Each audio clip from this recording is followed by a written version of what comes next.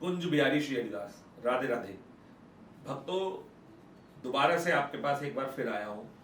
इसलिए आया हूँ कि हमने जो पिछली बात करी थी उसमें हमने कॉरिडोर बाके बिहारी जी को लेकर के क्या होना चाहिए उसके बारे में हमने वहां पे उसको फुल स्टॉप लगाया था।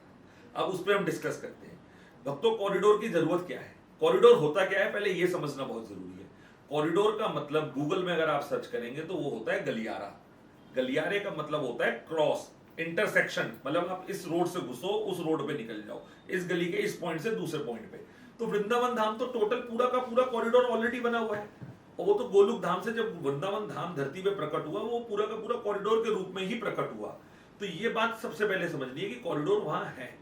वहां प्रॉब्लम क्या है, हम उसकी जड़ तक जाएं। वहां सबसे बड़ी प्रॉब्लम है क्राउड मैनेजमेंट। वहां क्राउड मैनेजमेंट नहीं है, वहां पे ट्रैफिक का मैनेजमेंट नहीं है, वहां पे साफ सफाई का मैनेजमेंट नहीं है, वहां पे इलेक्ट्रिसिटी डिपार्टमेंट की तारों का मैनेजमेंट नहीं है, इलेक्ट्रिसिटी की प्रॉपर सप्लाई का मैनेजमेंट नहीं है, लॉ एंड ऑर्डर का प्रॉपर शेप्ड सिस्टम नहीं है, जो पूरे हिंदुस्तान में नहीं है लेकिन वहां तो जरूरत से ज्यादा ही खराब हुआ है। और एटलीस्ट और सबसे लास्ट में जितने भी वहां मंदिर बने हुए हैं, सप्त देवालय बने हुए हैं, निधिवन है, वहां के जो मंदिर मैनेजमेंट प्रबंधन सिस्टम है उसमें कहीं ना कहीं कमियां हैं। उन कमियों को दूर करना है, ना कि हमें वहां पे व्यापारीकरण करके एक नया कंसेप्ट पिछले 10-12 साल से इस देश में चालू हो गया कि हमने धर्मार्थ को भी टूरिस्ट बनाना चालू कर दिया। जो हमने बद्रीनाथ से चालू करा, बद्रीनाथ बनाया, फिर काशी विश्वनाथ बनाया, फिर मध्यांचल बनाया, फिर उज्जैन बनाया, राम मंदिर नहीं, राम मंदिर हमने एक राम मंदिर बनाया था, वो अभी टूरिज्म नहीं है कि उसको टूरिज्म का रूप दे दिया। तो ये सब चीजें सोचने की हैं कि हमारे देश में टूरिज्म के नाम के लिए बहुत सारी जगह हैं जहां टूरिज्म डेवलप हो सकता है। हमें तीर्थ जगहों पे, जहां धाम है या तीर्थ जगह है, वहां पे हमें टूरिज्म की जरूरत नहीं है भक्तों।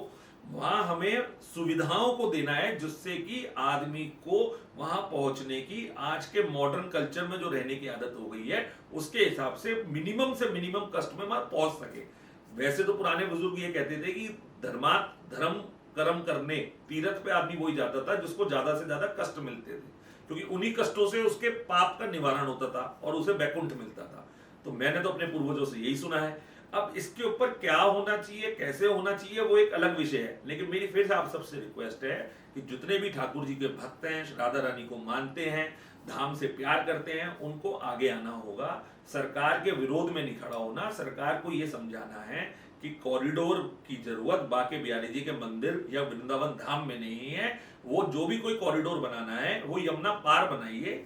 यमुना पार आपके पास 5 एकड़ से लेके 5,000 एकड़ जमीन पड़ी है, तो वहां बनाइए ना, उसका विस्तारीकरण, नवीनीकरण वहां करिए। और मंदिर के आसपास की जहां तक बात रही, तो वहां पे पिछले कईयों सालों से इतने लोग रह रहे हैं, उनके अपने घरों में एक विश्वास है, एक आस्था है, हर घर में लड्डू गोपाल है, हर घर में ठाकुर है। तो उन सब चीजों को ध्यान में रखते हुए, मिनिमम से मिनिमम डैमेज करते हुए, कोई तोड़फोड़ तो करनी पड़ेगी, क्योंकि पब्लिक को अगर वहां लाना है, नहीं कि कम से कम तोड़फोड़ करके, कम से कम रास्तों की कुंज गलियों को, महत्व को खत्म करते हुए हमें उसके आगे के प्लान पे जाना है। जो प्लान हमारे पे है, हम सरकार से बार बार कह रहे हैं कि इस पे हमारे पास आए, डिस्कस करें।